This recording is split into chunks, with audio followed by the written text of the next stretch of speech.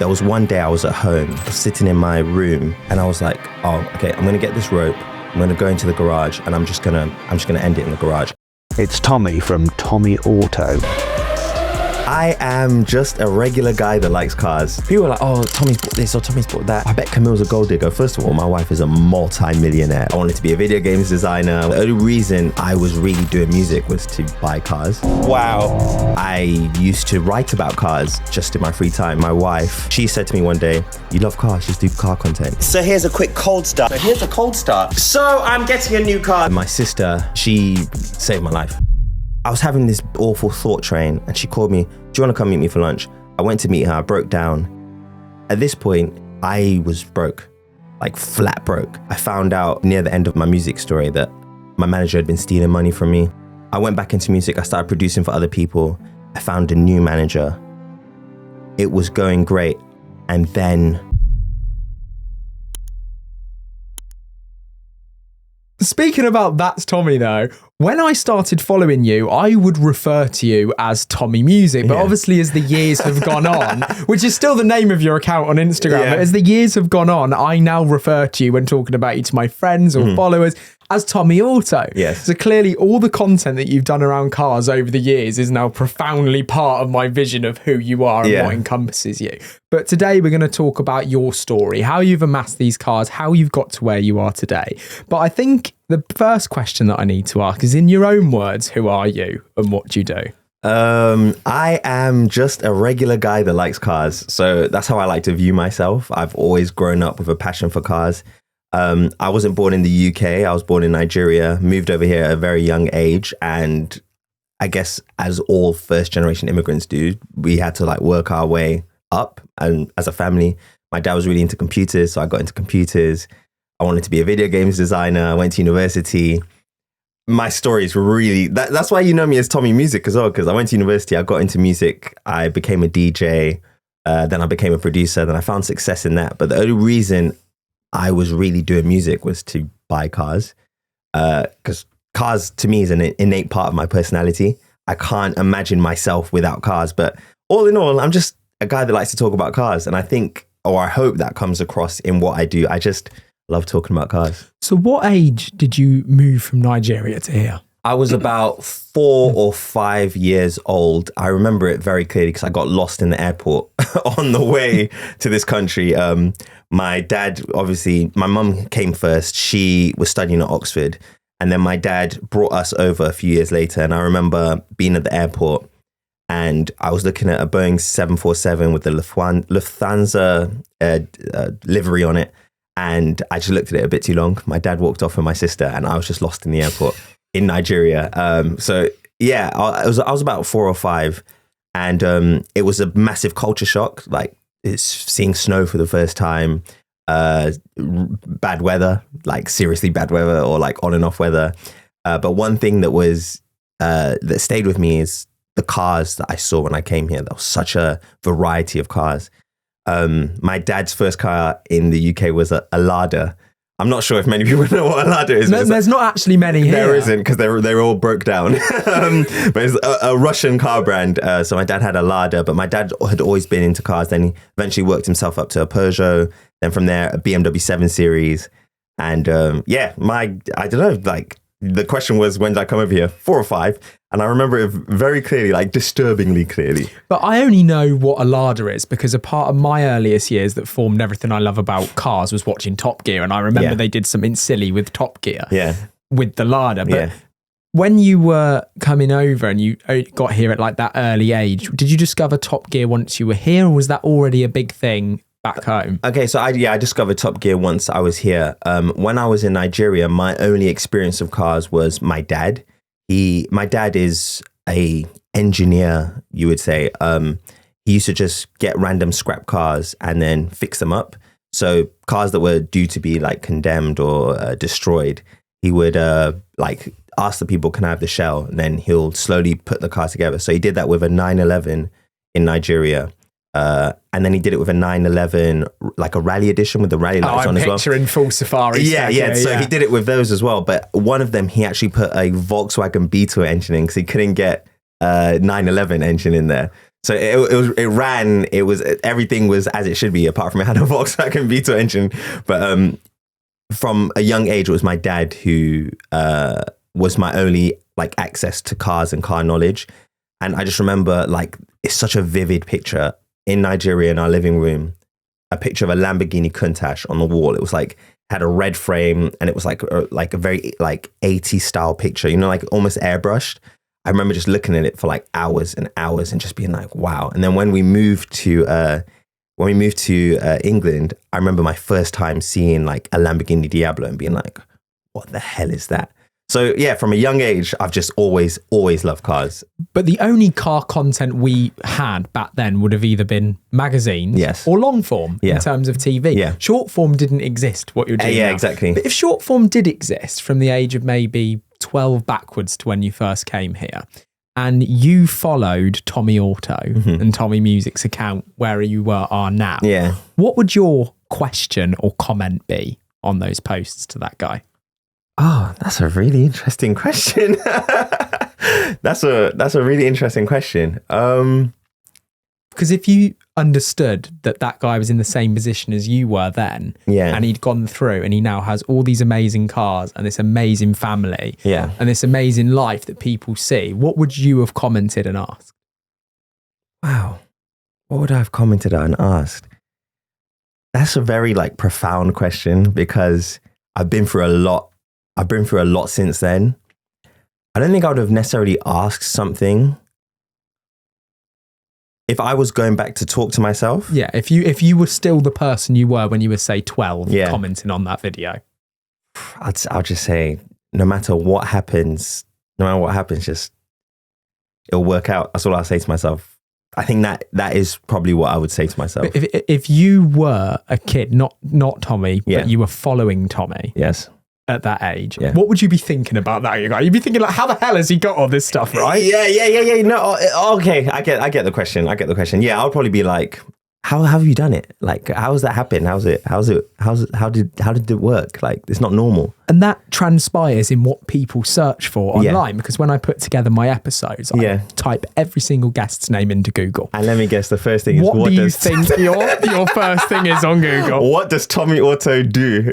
I assume it's something along those lines. Yeah, I thought so. So do you want to, in the simplest way possible, just summarize that for the present tense? For the present tense right now, I would say I am a car collector. I'm a car enthusiast, but I'm also an investor, and I'm also a content creator, I would say. And I still dabble with music production and writing, I would say. Which is a very free place to be. And I think which is why people end up Googling things like that, is because everything that we're taught is that you do a thing. Yes. That you do a thing, and that thing is almost like a piece of string, and it's like a career ladder or a curve. Yeah. That you climb that piece of string.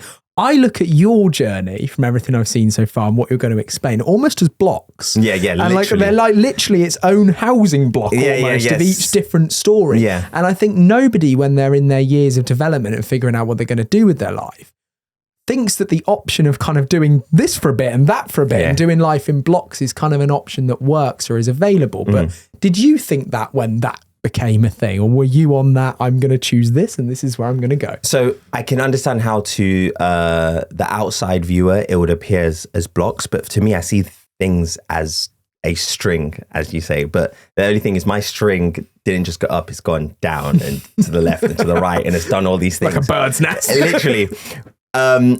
I guess the underlying thing is I've always loved cars, so I always knew I wanted to do something with cars, whereas I've tried starting a car company, and in terms of like modifying and improving cars, that didn't work out. I used to write about cars just in my free time, like write my own reviews. I used to record YouTube videos before I was Tomi Auto, but I just wouldn't post them. Like, I'll record and edit them. So I guess the underlying thing is cars, but the reason that everything is so I guess blocky to everyone else is that I've never been afraid to just be like, I don't want to do this anymore, and just switch to something else. So to the outside person, it might be like, oh, he did music, now he's doing cars, or he used to have a video games website and now he's doing music, or he used to want to be a film director. This is probably what my parents like, this guy just wants to do everything. But I've never limited myself. I've always chased what I want to do in the time. You talk about that decision to I don't want to do this anymore. Yeah. As a very instant, very direct, very cut off kind of comment, where there's a lot of people that go through life, and to think about ending the thing that they're doing could take years, to come to that conclusion or decision. Is the thing that enables you to be able to make a decision like that essentially making some money from the thing that you did? Money secondary for me. For me, for example, the switch from music to cars, it was either I end music or I end my life. It was one of the two. And I was just like, I have to end music because it was having such a negative toll on me and my psyche. So that wasn't about cars. That was about, okay, I need to start thinking about my health, my mental health, my physical health. And I need to do something that's actually going to make me happy. So that's why I just dropped, I made a lot of money from music. And I lost a lot of money in music. Then I started making money again. And then things kind of just all unraveled in terms of how the industry operated for me. And I got to such a depressed state that there was one day I was at home, and it's such a vivid memory for me. I was sitting in my room and I was alone in the house. And I was like, oh, okay, I'm going to get this rope. I'm going to go into the garage and I'm just going to end it in the garage. And it was such a straightforward thought process for me. It wasn't like, oh no, I'm going to do this big thing. I was like, oh, I'm just going to do this today. And then right before I went to do that, my sister called me and she was like, do you want to go get lunch? And I went to get lunch with her and I just broke down. And I told her everything. I just broke down. And she was like, we have to try and figure out what's going on. That's such obviously horrific and vivid memory. Yeah. And I also think what is kind of eye-opening and a shame about it is because to the layman, we picture music as happiness. Yeah. Like if we think of music back in your home country, we think of lots of colours, yellows and greens and people dancing. And you come here and you picture music and there's all kinds of new styles of music forming in those parts of life. And we think of music and happiness as a thing together because music typically is speaking about a story or something positive. But in your case, obviously that journey didn't end in that way. How did it start though? Like to gain the context of what ended up happening in your early part there. Tell us about the start of that journey because it obviously wasn't bad at the start. Yeah, it wasn't bad at the start. So I was in university. I went to my first nightclub because I was very much the kind of kid that preferred to stay indoors. I used to work for my dad in his computer shop. I used to make websites. I had a website that was quite successful called Slice Gaming. It was like a gaming news website similar to like IGN and stuff. And I started with my friend Finn. And it just became super successful and I was getting invited to like game shows, and I remember getting invited to preview Test Drive Unlimited by Atari when that came out.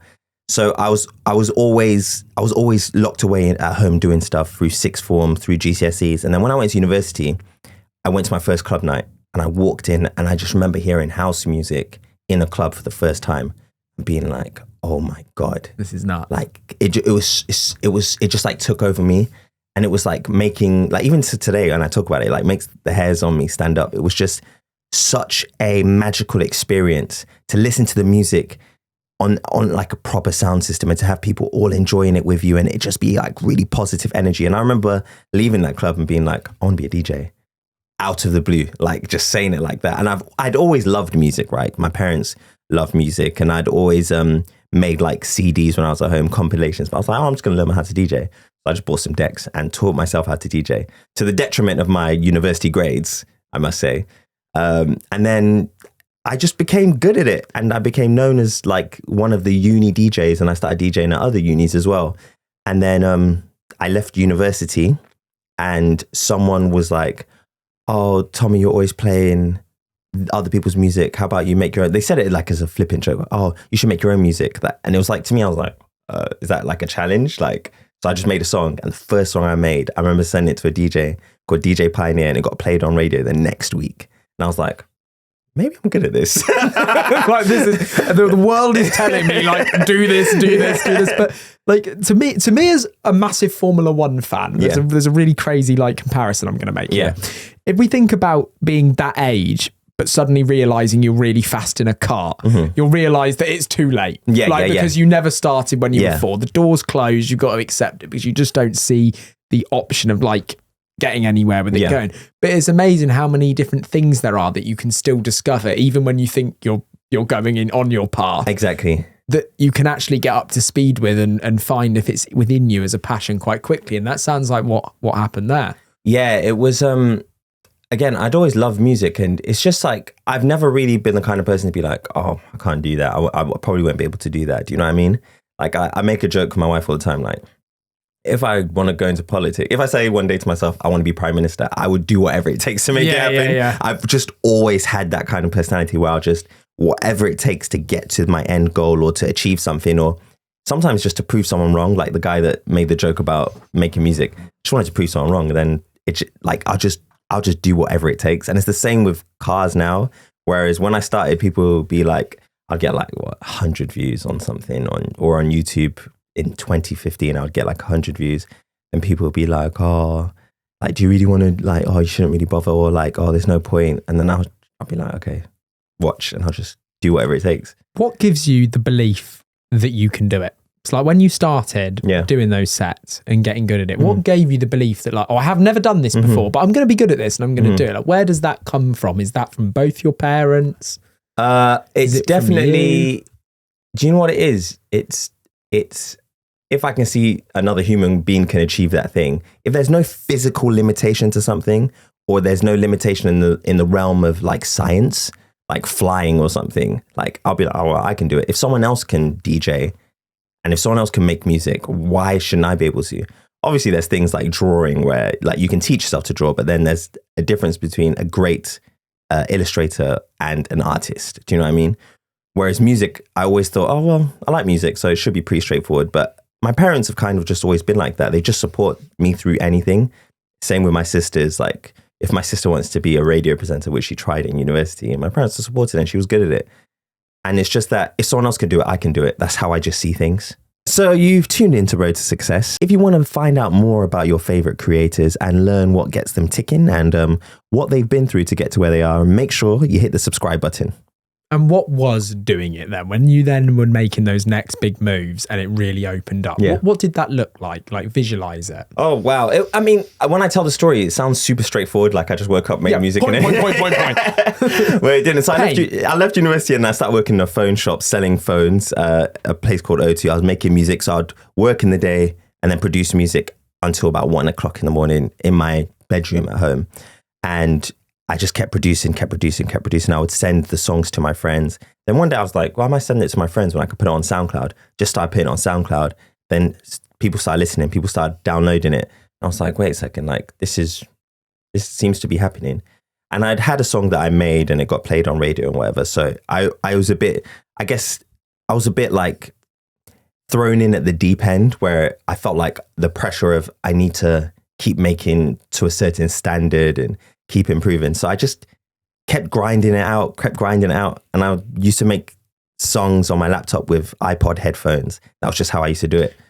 When was your first moment on that journey where you're like, oh, I actually understand how this makes money, Matt, now? Like, I could actually earn quite a bit from this. The first moment, I was driving home from my work and then I heard a song that I made being played on radio. This was a completely different song, and I don't even know how the DJ got it. I heard it being played on radio. It was being played by Mr. Jam, and he gave it the craziest talk up. He was like, oh, this song's from this new artist called Taser, which was my name. This sounds so embarrassing. It was my name at the time. And it was crazy. I remember getting home and thinking, this is surreal. Then I went to work the next day, and I got a call from someone saying, oh, I'm so-and-so, and I work at Universal. And I thought, okay, I'm being pranked. And then I got a call from someone saying, oh, I'm so-and-so and I work at Warner Brothers. Oh, I'm so-and-so and I work at Sony. And I was like, okay. Oh. They're like, we want to sign your song. And I was like, this could be a thing. Like, it's not just something I do. I don't just DJ on the side. This could be a thing where I make money from it. So I started going to the meetings and I was getting offered insane amounts of money to like, just obviously sign my song to them. And then that's when I was like, I guess I'm a DJ and artist now. Like, I'm just going to be that now. And I quit my job, signed my song, and I was DJing. And then there was a time that I was making like, there's DJs that make more, but at this time it was a lot to me. I was making like £1,000 an hour to do a DJ set. And this was coming off the back of making, I don't know, £8 an hour O2. It just happened so fast. And again, that's probably why even at that early stage, a lot of people probably thought, oh, it's blocks. Like Tomi was in uni. he was working at O2 and now he's this international DJ doing like, how did this happen? Like, it's just, I don't know. You don't even know how suddenly that happened. I get a lot of imposter syndrome, even when I think about it now, because the song that really made me popular is 10-year anniversary was this year. I didn't celebrate it for obvious reasons. I just like, I look at it and I'm like, how did this actually happen? Like, how did I get to this point? And I guess it's just not limiting what I thought I was capable of and never being like, oh, I don't think, like some of my friends would make music and be like, oh, I don't think I'm going to put it out there. I don't know what people are going to say, or I'm not going to email this person. You just do it. I just did it. It's not that I didn't care what anyone thought. I just didn't see a limitation to what I could achieve. Well, not seeing a limitation to what you can achieve opens the door to do more and more and more. So what age were you when you signed that first song? Just to apply context. I was 24 when I signed that song. So the mindset you must have been in is, oh my God, like if this is what I'm doing now, like what could I be doing in 4 or 5 years? Like once I've compounded. Suddenly going from not a lot to earning money, was it kind of like what happens to footballers? Like off the rails a little bit? It was disorientating. Like it was seriously disorientating. I remember just sitting there and looking at my bank account and being like, oh my God, like I'm rich. Like I came from being a university student to working at O2 to working like your paycheck to paycheck, basically, to sitting at home, looking at my bank account and seeing numbers that I had never seen before. And I was just like, what the hell has happened? I think one thing that kind of grounded me, I don't drink, I don't smoke, I don't really party. So that kept me on like a very sensible part, whereas some people, they'll get money and then they'll just be like, okay, I'm just going to buy drugs and but you carry. Yeah. But my issue was cars. So I remember I got the paycheck and I was just like, cool. I said to him, I was like, can you take me somewhere tomorrow? I'm just going to like have a stopgap for a second, because when you then get to, and we're going to go along the rest of this line, but such a horrific way that obviously ended for you. I'm so sorry that was the case. But we typically look at when something ends badly in our life, it's so easy to put a negative brush over the whole thing. Oh, absolutely. There is so many moments of euphoria and stories that sometimes don't turn out the way you want them, isn't there? Yeah, exactly. So there's moments where I'm like, wow, that was amazing, man. I had a really good time. Oh, this was great. But then when I get to the end of the final chapters of like my music career, it becomes super dark for me, like super dark. And that was that because of music or money? It was because of the music industry, which then caused the issues with money. And I'll explain that. I guess I explain that when I get to that point in the story, but the industry is just built up of a lot of, don't get it twisted, there's great people in the music industry. And for example, my wife, Camille, her team are stupendous. And that is the team that I wish I had. But the team the team I had at the time were just kind of taking advantage of me. I found out like near the end of my story, my music story, that my manager had been stealing money from me.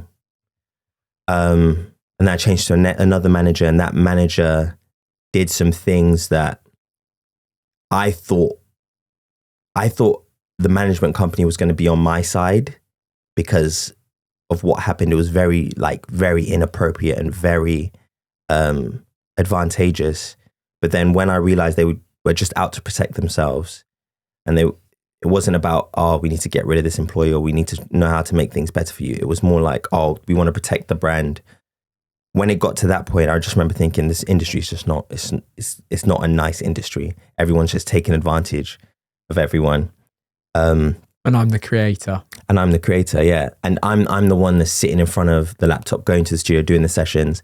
Everyone's benefiting it, but I'm not benefiting. Like, I'm just slowly getting worse and worse. So it's like you almost had that moment of euphoria and then dropped. Yeah, literally. And it wasn't even a subtle drop. It was just like a violent Christ, drop. Dude, you're literally like up and down. Yeah, but I guess that's the story of my life. I have these massive highs and these massive lows, and a lot of my personality, my wife always says that I'm very like, I'm always kind of like, she hardly sees me get super excited or super sad about things. Placid. I think I've taught myself to just not react to things, obviously at my detriment, because I don't appreciate some things, and then other things I don't process them well. Many of you might not know this, but away from the recordings that I do in my van studios, I've actually got a digital marketing agency. Now, we specialise in a lot of automotive clients, but we cover everything really. Our team is made up of PPC specialists, SEO specialists, and the most talented designers I've ever seen, which have done work like the Starnagloss website,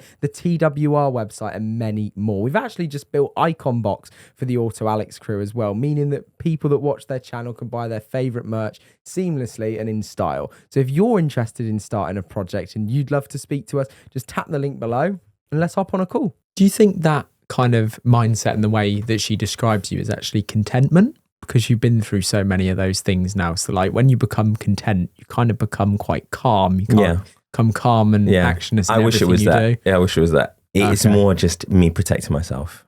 And I don't let myself get happy about stuff because I've had people throw deals at me like, oh, Tommy, we'll give you 100K for this random one thing. Then I'll sign the deal and then they're like, we've changed our minds. So I've learned to process that until something's complete, I just don't let myself get super excited about something.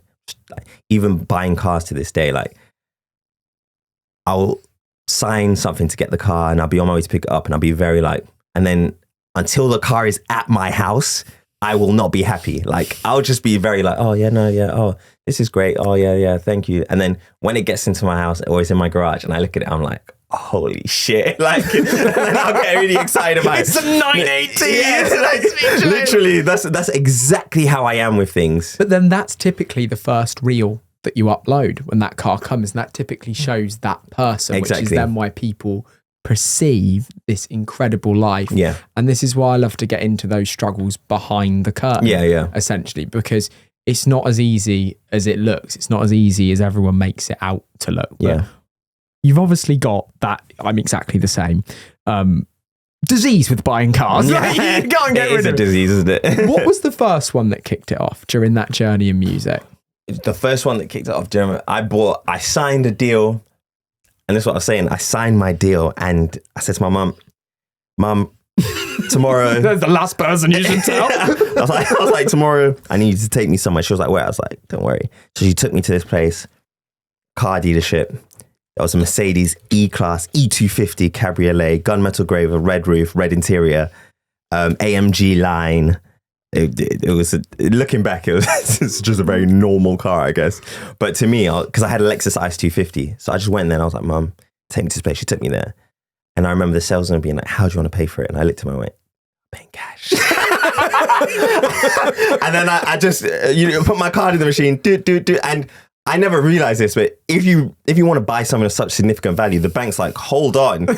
So I put my He said, oh, it's been declined. And I was like, declined? He was like, yeah. Oh, normally if someone has to pay for something of such significant value, they will do this and say, call the bank, get an authorization code. So I remember my bank calling me. They were like, oh, this transaction of, I can't remember how much it was like 30 grand or something. Let's try to go through. Is it you? And I was like, yeah, it's me. And they're like, okay, no worries. We'll put that through. I remember just doing it, getting the receipt. I even took a picture of the receipt. I drove home in my Mercedes E-Class feeling like, yeah. And as soon as I got home, I was like, I felt nice. I want another car. Like, and I had that Mercedes for like 4 months. Then I bought a Porsche Panamera. Same thing again. This time it was my dad. My dad took me to Wales to pick up. I remember going there. How do you want to pay for it? Paying cash. I just bought the Panamera. And then I drove to my set straight afterwards. And it was just like, I've always loved cars. And I just realized like, I actually have the free will and the money to just buy like dangerous cars. Like cars that people would be like, oh, this is a serious financial decision. Are you sure you want to do this? I was just like, yeah. Like, I'm just show do me it. the money. Exactly. So I was just buying cars. And like I say, like, I was only doing music because it got to a point I just love cars. And I was only doing music because I just wanted to buy nice cars.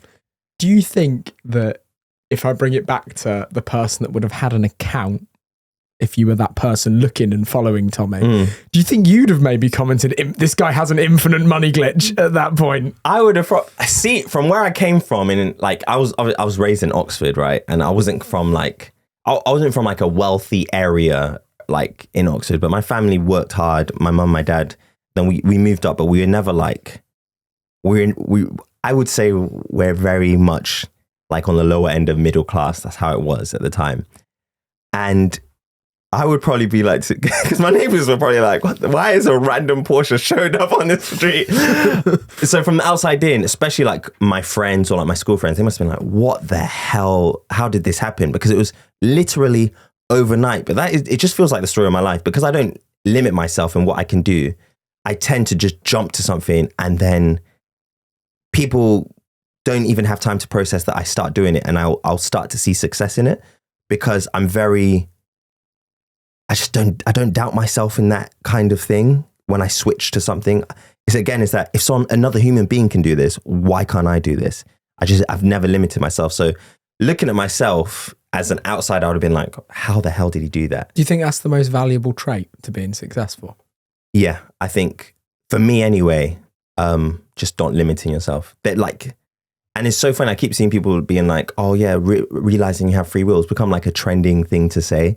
And I've just always been like, I actually have free will and I can just do whatever I want. Like, I remember the prime minister conversation with my wife, like, if I wanted to become prime minister, I remember saying to her, like, what would really actually stop me from doing that? Like trying to do that at least. Like, I can imagine myself getting somewhere. Like, it sounds so stupid, but I can imagine myself achieving something towards doing that. I'm not saying I would be prime minister, but I wouldn't limit myself if that's what I actually wanted to do. Yeah. How long was that music career? 2014 to So you're like 24. 24. I was 24 in 2014. Revealing my age now. And then, and then I stopped in COVID. Wow. COVID was like the great leveler. Reset. And of so many things. It was such an unfortunate time for so many people. But for me, you discovered crypto. Yes. For me, so I just dampened a very emotional moment then. Literally, it was like, okay, I'm just going to stop doing music. And I just stopped, and it worked. It worked because I could focus on other stuff and kind of just be at home and be like a bum and not be pressured and not have the pressure of deadlines or people wanting this or wanting that. And then I had motivation because I had my family. I had met, she was my girlfriend at the time, my wife. And I was just like, you know what? Like, I'm just going to try and figure out what I want to do. And I don't care how long it takes. And then she said to me one day, you love cars, just do car content. She said it so blasé. I was like, what do you mean? She was like, you're always talking about cars, just do car content. And I was like, yeah, I could do car content. So I just started doing car content. And that's off the back, though, of also quite a big, because it, again, like this up-down thing of your story, because it sounds like your sister was a hugely profound person in your life who without maybe you wouldn't be here today. Absolutely. I would say that, So, and that was during COVID or like just before? That was just before COVID. So that was about 2017, 18. My wife, my sister, she saved my life.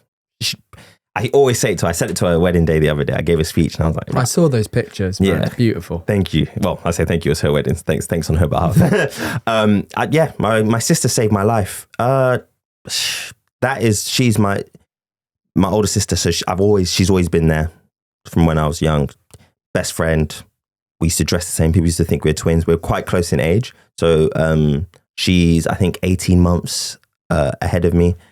But yeah, it was almost like she had the psychic ability to know something was wrong, because she would never be like, do you want to come meet me for lunch? That's what I was going to get to. Yeah, so I was having this awful moment, this awful thought train, and she called me, do you want to come meet me for lunch? I went to meet her, I broke down, and then she bought me something called a happiness diary, and she said, instead of focus on negative, write all the happy things that you come across, write those down. And then she was checking in with me. And at this point, I was broke, like flat broke.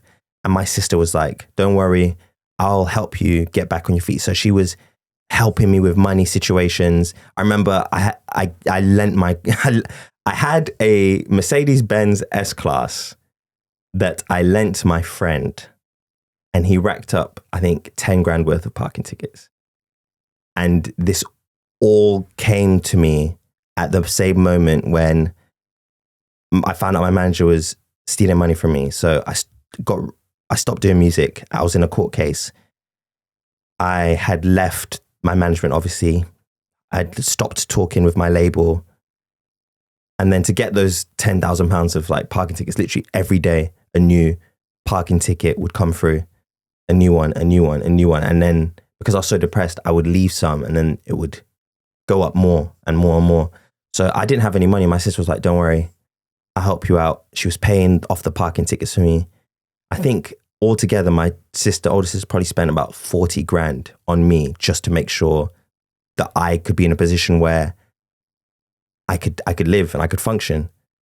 And because she did that, I was able to start going back into, I had realized I don't want to do music, right? But I had also realized this is the only thing I can do right now that is going to be able to make money outside of just getting a regular job. So I went back into music. I started producing for other people. I found a new manager. It was going great.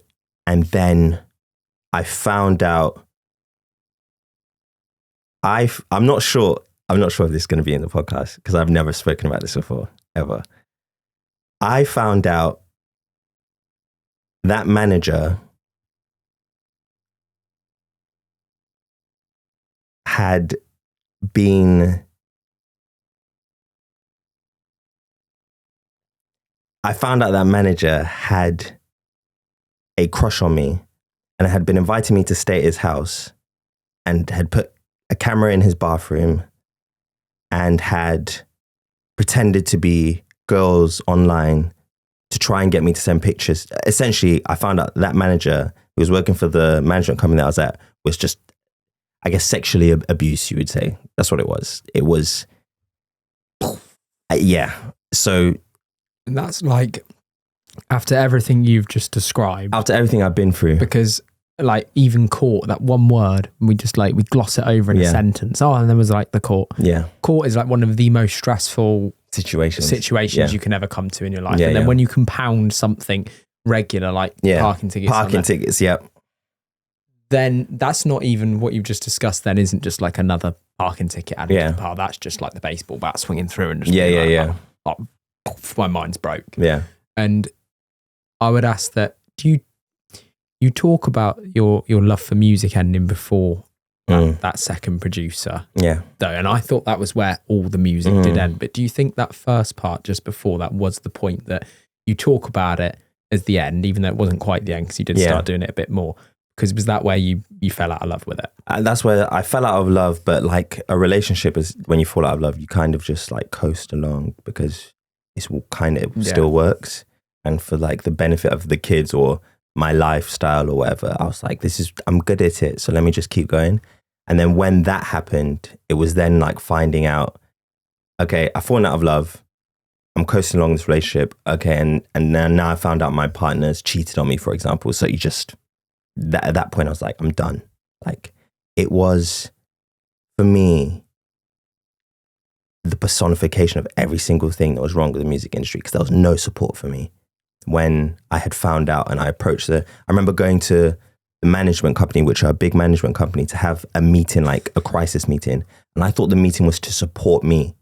But when I got to the meeting, they had brought in a lawyer and they had brought in someone for brand image.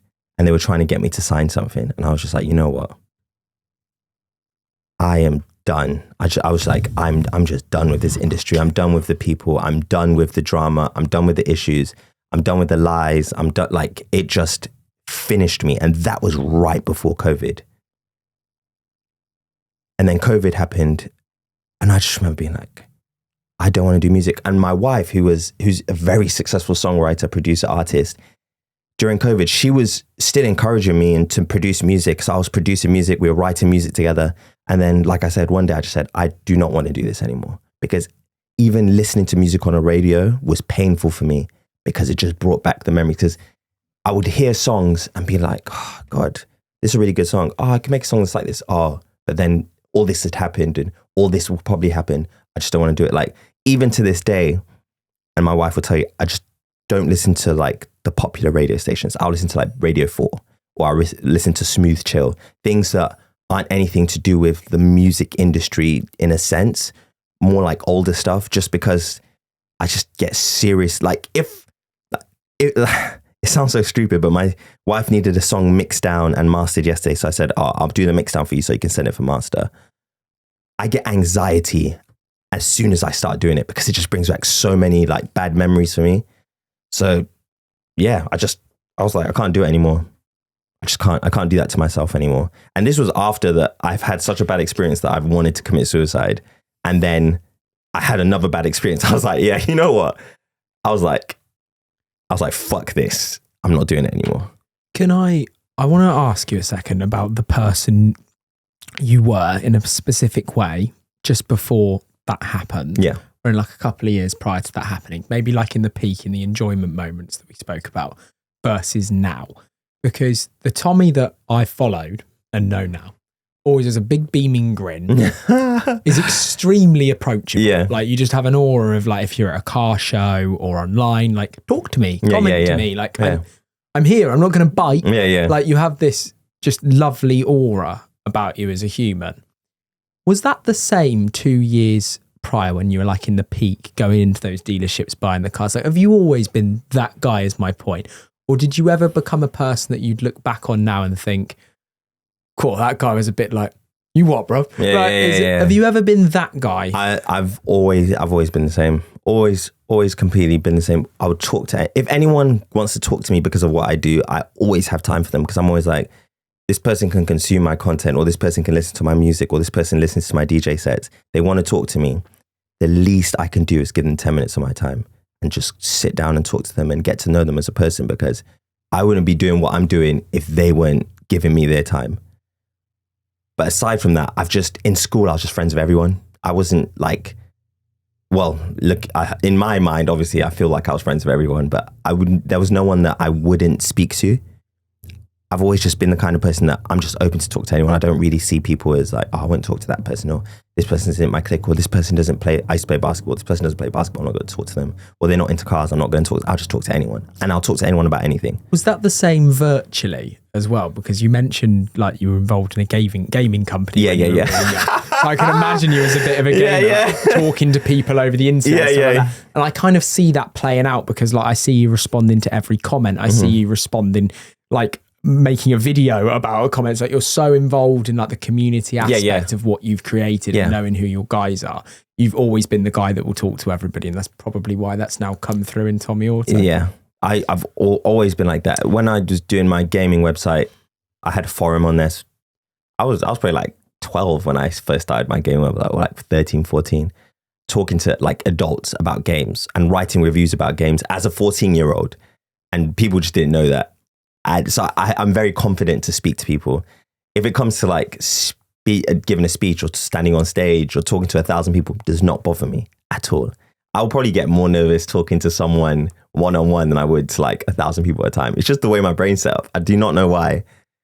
And I guess it's probably helped because I used to DJ and I'll do sets with like 4,000 people in the crowd. And I'll stand there and I just really became motivated. I like a challenge and I love being under pressure. So I perform better in those scenarios. But I'll talk to anyone. I'll talk to anyone about anything because I always find interest in what people do. It's just a part of me that I'm just intrigued to learn things, especially if someone talks to me about something new. The other day I was at a film set and I was asking people about cameras and I learned so much about cameras and I was like, wow, it's like, that's an art form in itself. And like, we have the automotive industry and then I guess I'm Tomi Auto in the automotive industry, but there's like a Tomi camera in the camera industry and there's a Tomi bakery in the bakery industry and there's a Tomi, like there is like, it's almost like, you know, Stranger Things where you have the upside down and then you have the normal world and then everything's normal, then you have the upside down, which is everything's the same but slightly different. So I like to just talk and learn about things. I'm going off tangent, but it's just, that's a part of my character that I'm really proud of because it has allowed me to like amass a lot of knowledge on random things. And my wife sometimes calls me a know-it-all, but I just love it. Like I just retain it. Like I love learning new things, but that's helped me to be willing to talk to people. So to have such tough moments like that, I watched your video you did with Yanni. We'll talk about how you met Yanni and got involved with him, but of course I watched that video, so there's so much information in it, and if anyone's wondering the one, I'll put it on screen just here now. But in that video, you mentioned crypto and you had this moment of crypto. Was that one of these moments that you talk about from like going from low to suddenly having a bit of a win that might have helped you as well? To an extent, yeah. I think I had started making money. You know what? I don't know why I'm saying yes. Yeah, it was one of those moments. I was sitting there trying to think, not really, because you become desensitized from things, right? And I think I've become desensitized from like the lifestyle that I have, where I see it as, to me, obviously, it's just everyday normal stuff, right? And to other people, it must be like, oh my God, like this guy has an SVJ. Oh my God, this guy has a 812. He has this, he has that, he has this.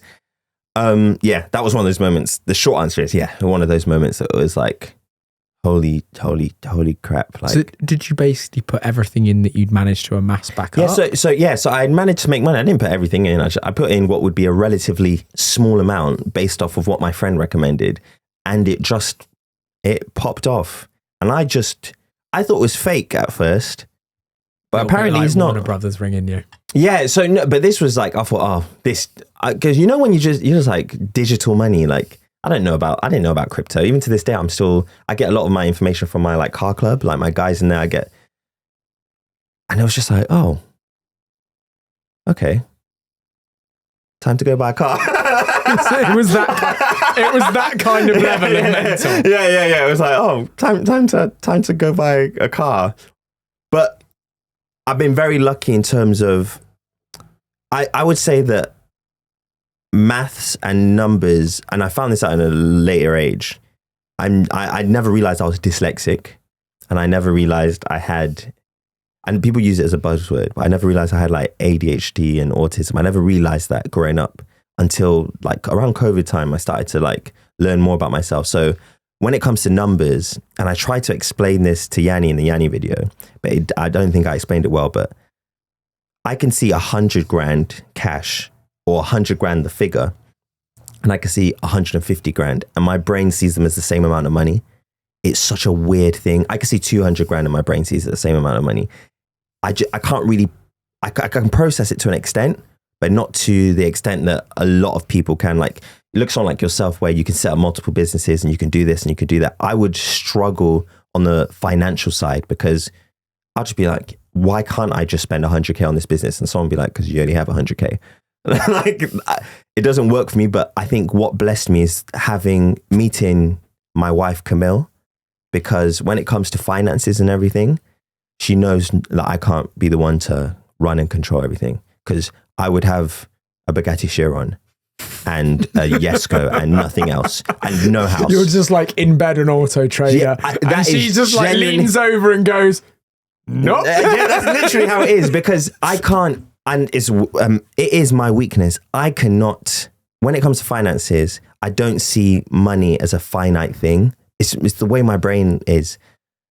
If I have £1 million and I'll be like, okay, let me spend 500K on a car, I have 500K, I'll buy this and I'll buy this and I'll buy it. And I'll still think I have £1 million in my head, but I don't. I've spent everything. And that's what tripped me up when I was doing music.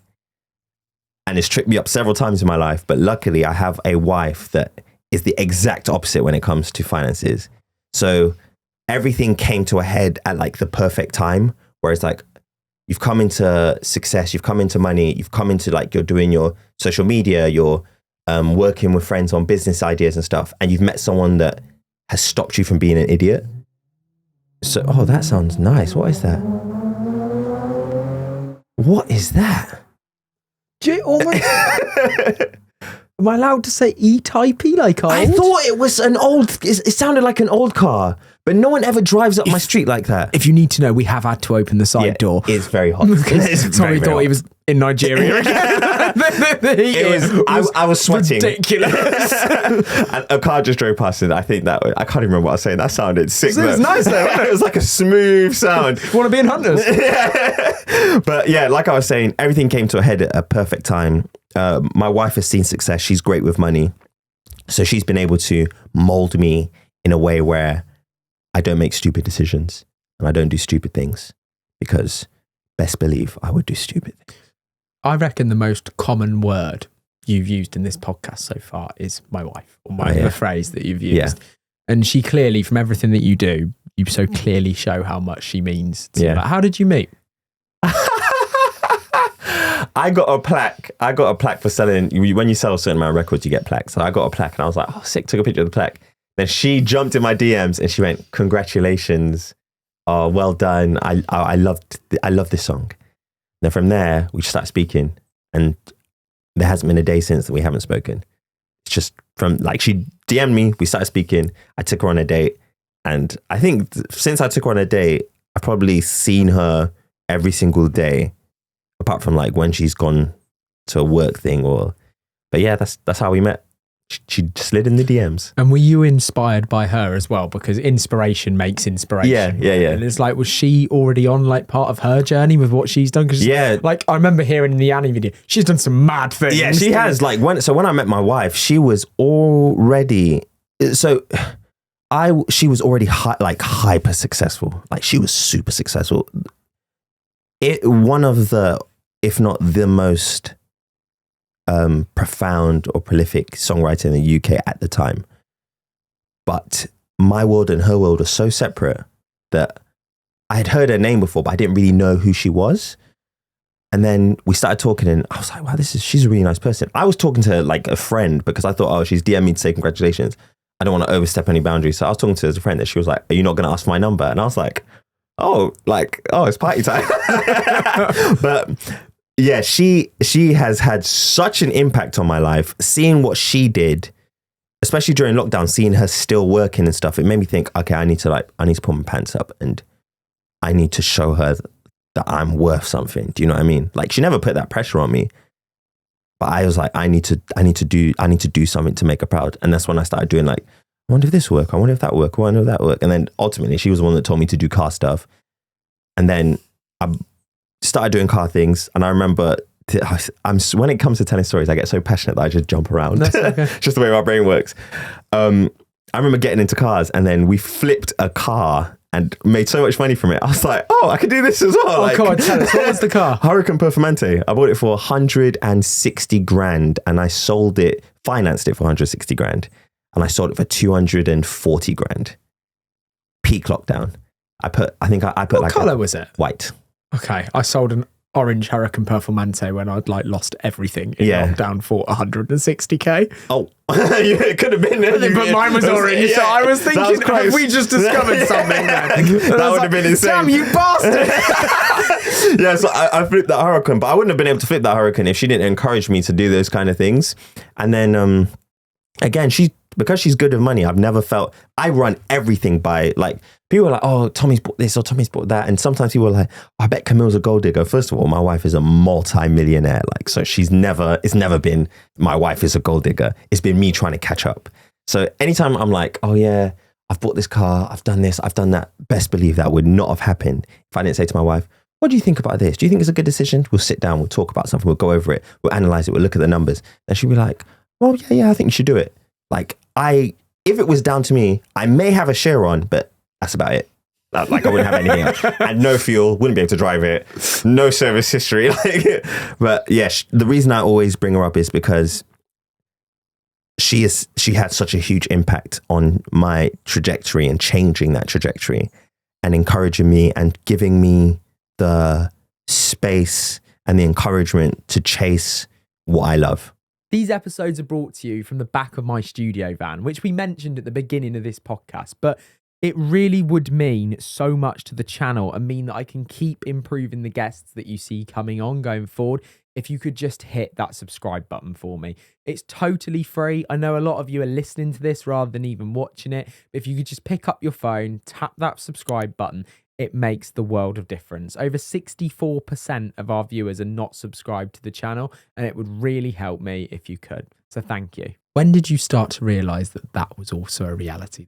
That what you loved and wanted to do was actually something that was going to work? Not just from the car flipping. Yeah. Because I want to kind of almost in a way separate that from social, but then it's quite interesting that that's the bit behind the TikTok accounts that people don't necessarily think that, oh, well, he could just be doing like a few deals here and there as well. That people don't materialize as a thing, but it is a thing. Mm-hmm. And that all comes from following and base and all the rest of it. So when did that all start to build?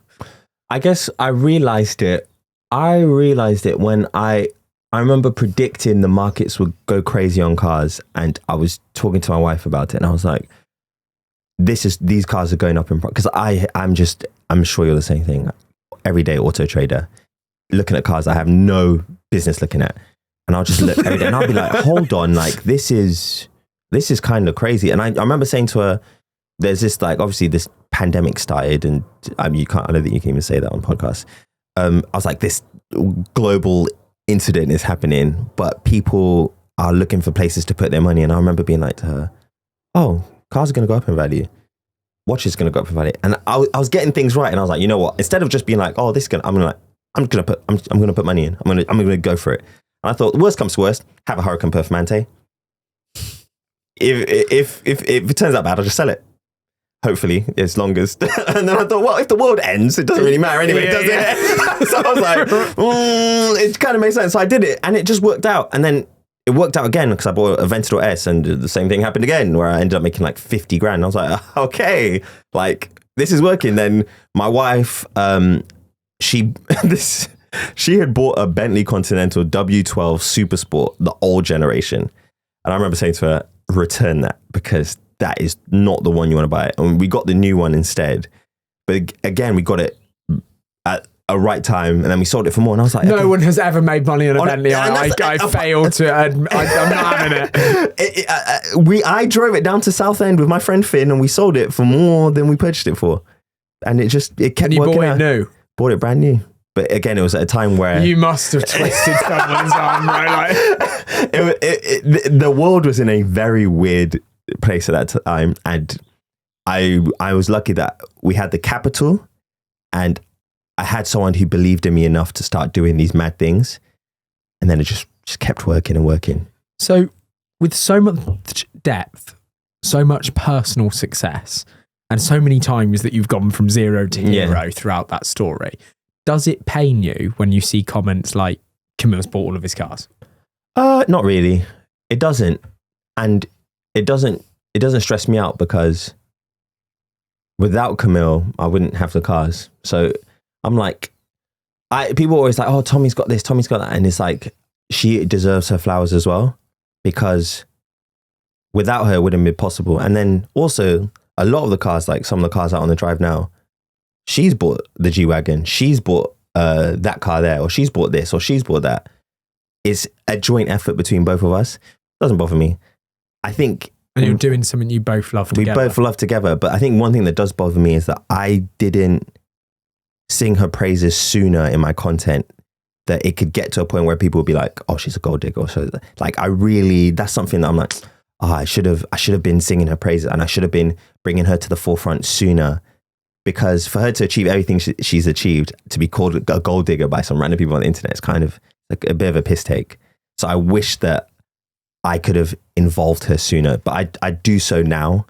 And I do make it very clear that she buys her own cars. And then she, like, for example, the 918, I wouldn't have bought that car by myself. We bought that together because it's very expensive. It's very expensive. And also that is a family decision. I thought you were about to say a family car. No, yeah, that's a family car. That's how I sold it to her. That's a family decision. I plan to not be on Earth, and that 918 to be in my son's garage or his son's garage. And that's something that at the end of the day, if my son wants to sell it, he can sell it.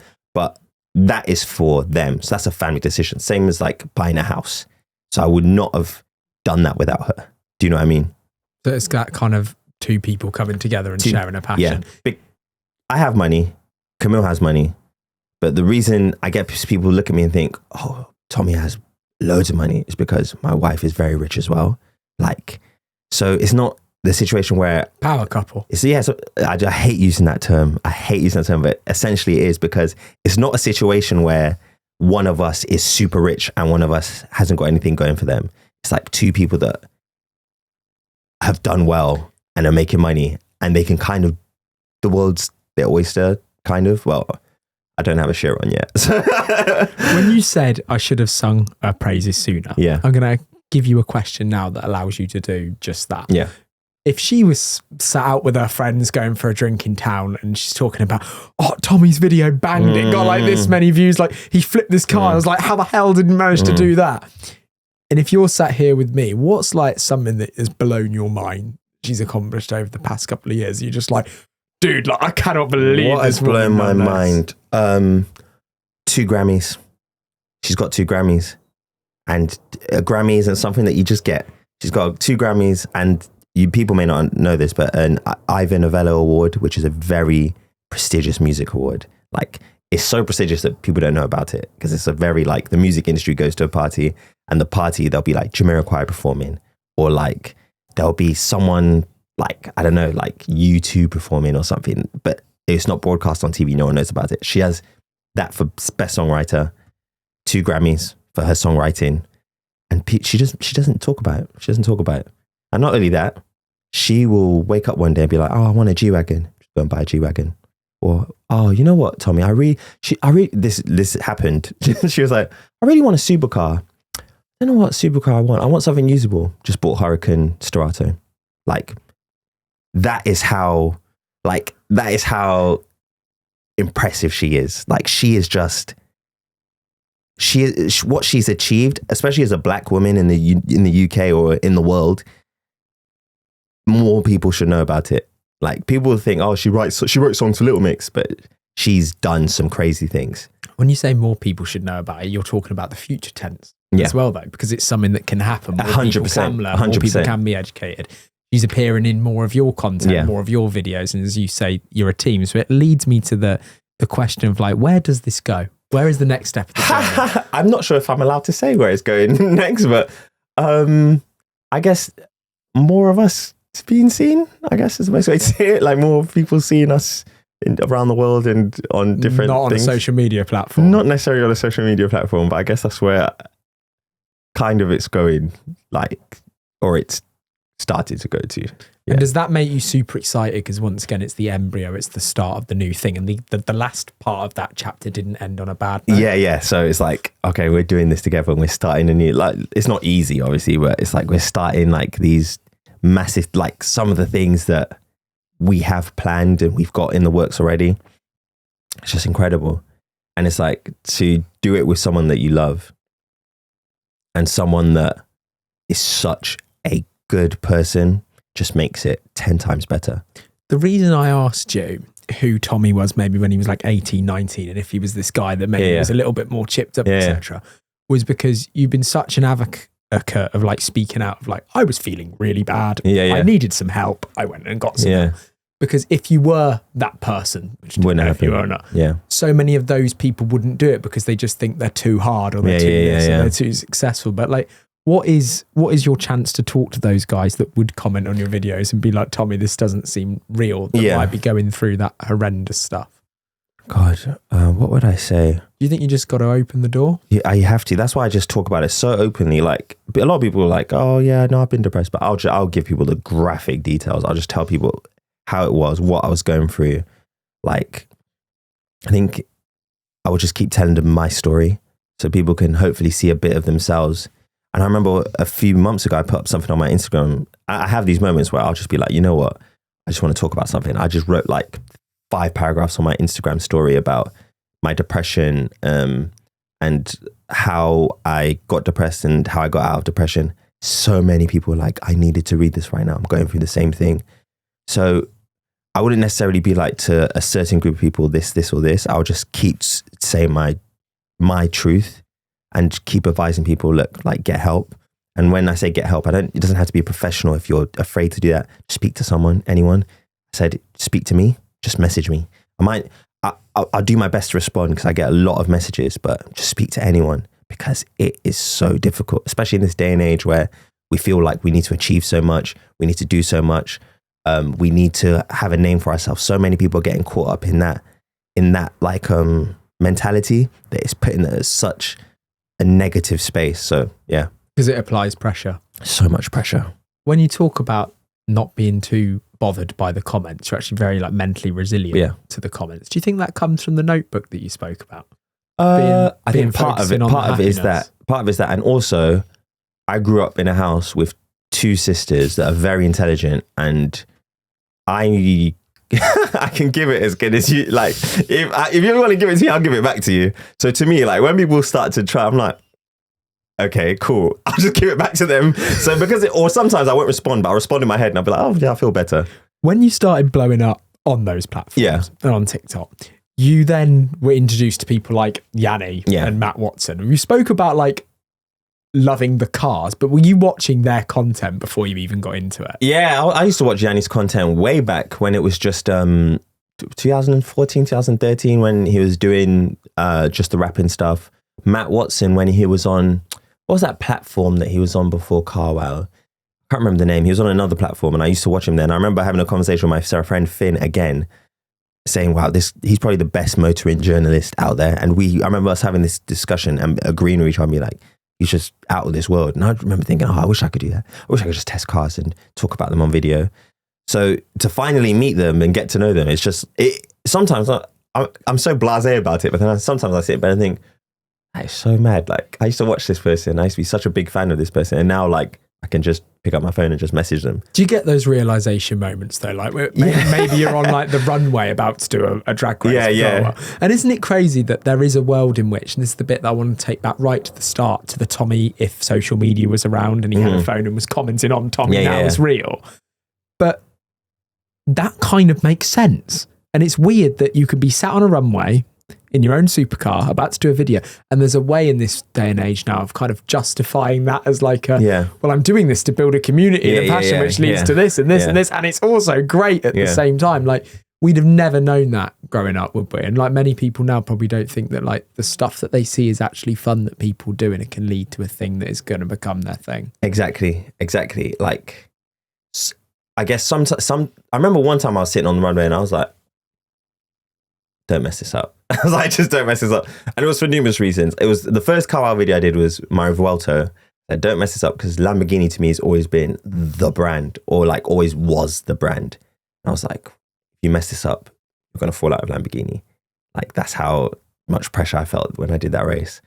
And then I also thought, okay, don't mess this up because you're meeting Matt Watson, someone who you looked up to, and you're doing something that you've always watched.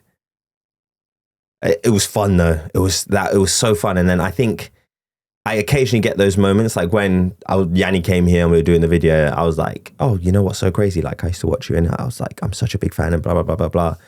And it's just taking a second to appreciate those things. But it does take me like a week normally before it kicks in. And I'm like, oh yeah, that is actually quite mad that I did that. But yeah, I don't even know what to say. Like, if I just couldn't, I didn't think it would happen, I guess. What do you think it has been as like a big thing that runs through the veins of all the content that you've done that has differentiated it and allowed you to grow in your space? Because the car world very much allows people to grow as long as they're in their own space. And like, there's only so many now car rebuilders before the next ones can push through. And Yanni grew in the world of film and raps, and Matt Watson grew in the world of proper motoring journalism around cars, but making it fun. And then it seems to me that Tomi has grown in taking so much information and lifestyle and putting it into a very live, very real, very like personable clip. Yeah. And like, would you say that that's kind of your style, is just being like talking to the camera, talking to your audience, like you know every single one of them?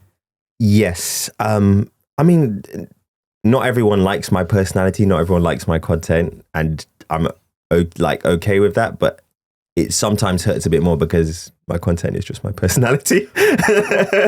What do your parents think about you putting the prices of cars so blasé on thumbnails and titles? They've never mentioned it. I hate doing it though. I hate doing it. I do not like doing it. The only reason I do it is because the YouTube algorithm, for some reason, only seems to work for me if I put testing. The bigger the number. The bigger the number. So for example, I use a website called Thumbnail Test. You can test titles, you can test thumbnails. I'll put like 20 in. The ones that get an outstanding amount of clicks, taking my £1.25 million hypercar to Monaco over, I drove 1,000 miles to Europe or through Europe in my 918. It seems to be like, I hate doing it. And it's so funny because on my TikTok, I won't do it because TikTok doesn't care about that. But on YouTube, people will only click on your thing if you give them a reason to either love it or hate it by the thumbnail. If you could only pick one platform to keep, what would you keep? That is a mad question to ask. That is a mad question to ask. You have to sit here now and delete one of those platforms. Whoa, what would I delete? Oh my God. It would have to be YouTube. It would have to be YouTube. Because YouTube, I don't even know if people realize this. I make no money from YouTube. It costs me more to make one video than I make from 2 or 3 videos. Like, I spend money on my YouTube videos. I spend money on my editor, Joe, my camera guy, Nathan.